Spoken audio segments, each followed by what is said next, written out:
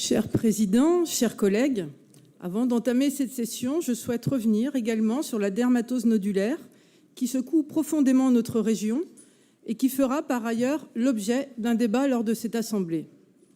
Suite à l'abattage dans le Doubs de 83 vaches toutes vaccinées et dont seules certaines étaient positives à la maladie, la gestion sanitaire de cette infection émergente soulève de nombreuses questions.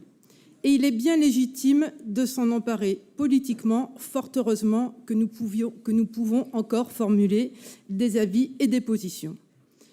Cet événement montre l'absence de prise en compte des éleveurs, des éleveuses et de leur vécu. Les professionnels appellent pourtant une gestion sanitaire qui soit digne, c'est-à-dire en concertation avec le monde agricole pour préserver la vie, celle des bêtes, comme le métier d'éleveur. Nous savons que cette contagion, arrivant d'Afrique du Nord via l'Europe du Sud, est favorisée par le réchauffement climatique, la multiplication des échanges internationaux d'animaux vivants, ainsi que la standardisation génétique qui provoque l'affaiblissement des organismes des animaux. Plutôt que l'application de solutions brutales, systématiques, qui n'obtiennent pas en plus l'effet recherché à long terme, l'heure est à présent de prévenir, de contenir et de nous adapter à des situations nouvelles, mais aussi à écouter, concerter et expérimenter avec les principaux concernés.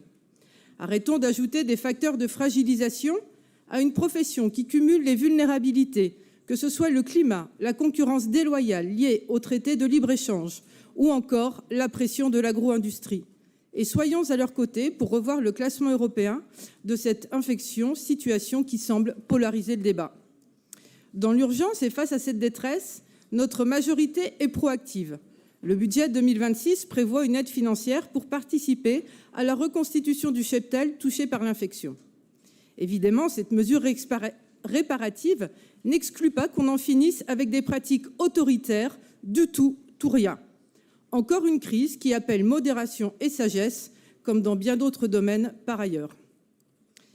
Cette stratégie donne d'autant plus de force à l'orientation stratégique évoquée régulièrement dans cette assemblée, réparer, protéger, préparer l'avenir.